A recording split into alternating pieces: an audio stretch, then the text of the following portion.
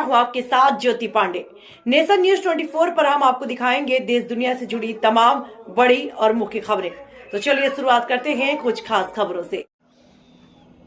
बेतिया हवाई अड्डा पर पहुंचे भारत के प्रधानमंत्री नरेंद्र मोदी किया विशाल जनसमूह को संबोधित। वहीं 12,800 की योजनाओं का प्रधानमंत्री ने किया शिलान्यास। चंपारण के बेतिया हवाई अड्डा पर पहुंचे भारत के प्रधानमंत्री श्री नरेंद्र मोदी ने विशाल जनसमूह को संबोधित किया। वहीं 12,800 की योजनाओं का प्रधानमंत्री ने शिलान्यास, लोकार्पण और उद्घाटन किया। इस मौके पर गौनाहा, नरकटियागंज और रक्सौल जोगबनी के बीच चलने वाली ट्रेन को हरी झंडी दिखाकर रवाना किया। प्रधानमंत्री ने इंडियन ऑयल की 109 किलोमीटर लंबी मुजफ्फरपुर मोतिहारी पाइपलाइन की सौगात राज्यवासियों को दी। इस पाइपलाइन के माध्यम से उत्तर बिहार के जिलों और पड़ोसी देश नेपाल को रसोई गैस की आपूर्ति हो सकेगी। इसके अलावा श्री मोदी ने मोतिहारी में इंडियन ऑयल के बाटलिंग प्लांट और भंडारण टर्मिनल का लोकार्पण किया।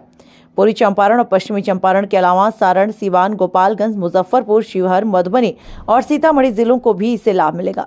श्री मोदी ने राष्ट्रीय राजमार्ग संख्या 28A के एक हिस्से के तौर पर 2 लेन वाले पिपराकोठी, मोतिहारी, रक्सौल और राष्ट्रीय राजमार्ग संख्या 104 पर 2 लेन वाले शिवहर सीतामढ़ी खंड का भी उद्घाटन किया।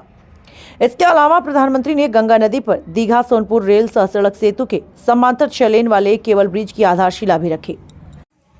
विशाल जनसभा को संबोधित करते हुए उन्होंने 2045 तक विकसित भारत बनाने का संकल्प लिया और हर विकास काम करने की बात कही।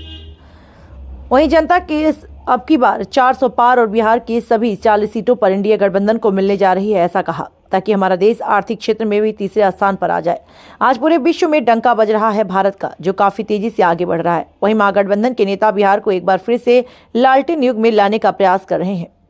हमारी सरकार किसी भी भ्रष्टाचारी को छोड़ेगी नहीं, जनता को हिसाब देना है। वहीं इस संबंध में एपी पाठक और दीपक यादव ने कहा, भारत आज काफी तेजी से प्रगति कर रहा है। इसका देन है हमारे प्रधानमंत्री का सोच व भारत की प्रति जो उनके समर्पण है।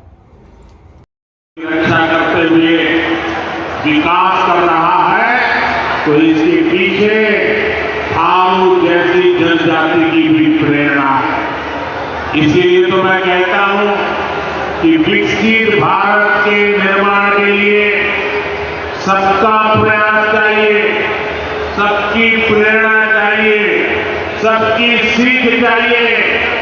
लेकिन इसके लिए एनडीए सरकार का 400 पार होना उतना ही जरूरी है कि नहीं है? कितना देश को ऊपर से देश में गाड़ियां भी चले और किसानों की कमाई भी बढ़े।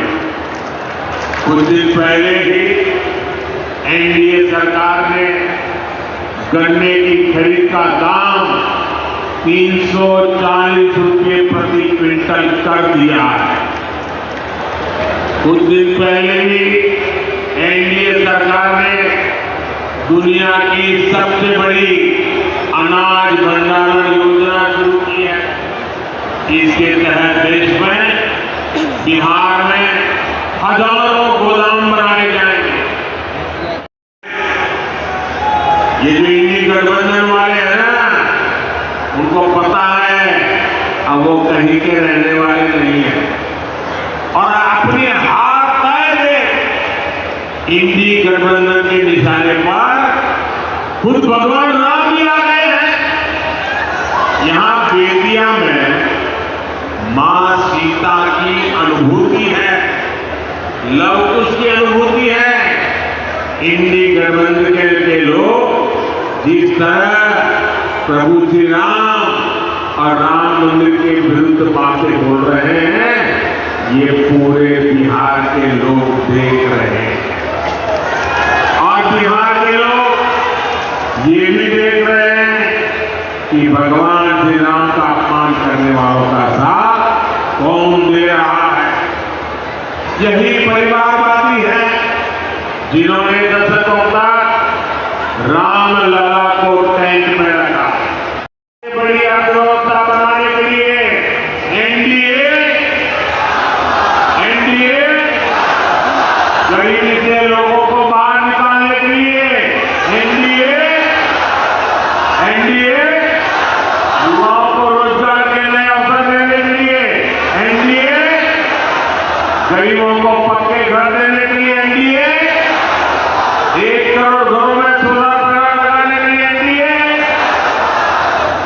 करोड़ लखपति दीदी बनाने के लिए एनडीए, देश के कोने कोने में वंदे भारत ट्रेन चलाने के लिए,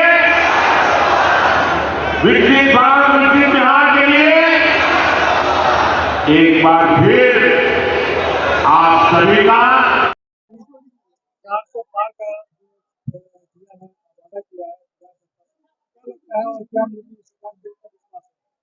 ये मोदी जी का बिहार की जनता और जो चंपारण की धरती पे जो आए हैं, चंपारण ही एक ऐसा जगह है जहां से पूरे देश में एक लहर पैदा हुई थी, जो कि देश को आजाद किया था गांधी जी ने। उसी तरह यहाँ से एक लहर ऐसी पैदा होगी कि इंडिया को 400 के पार मिलेगी यहाँ पे। और यहाँ लोगों को इतना विश्वास है और मोदी जी को यही विश्वास है, इस जनता ने विश्वास दिया है। चंपारण को 12,800 का करोड़ का पैकेज दिए, क्या लगता है कि और भी कुछ पश्चिमी चंपारण जिले को मिलना चाहिए? देखिए, डेवलपमेंट तो चंपारण ऐसी जगह है कि बहुत ही आज से जब से मोदी जी आए 2014 से पहले उसका स्तर इतना निम्न था। जो डेवलपमेंट आप देख रहे हैं सब मोदी जी के आने के बाद ही हुआ है और अभी बहुत कुछ बाकी है। और इसी वजह से हम सब लोग ये संकल्प लिए हैं कि अब की बार 400 पार। इस थर्ड टर्म में मोदी जी भी बोले हैं कि इस थर्ड टर्म की प्लानिंग वो पहले ही कर चुके हैं।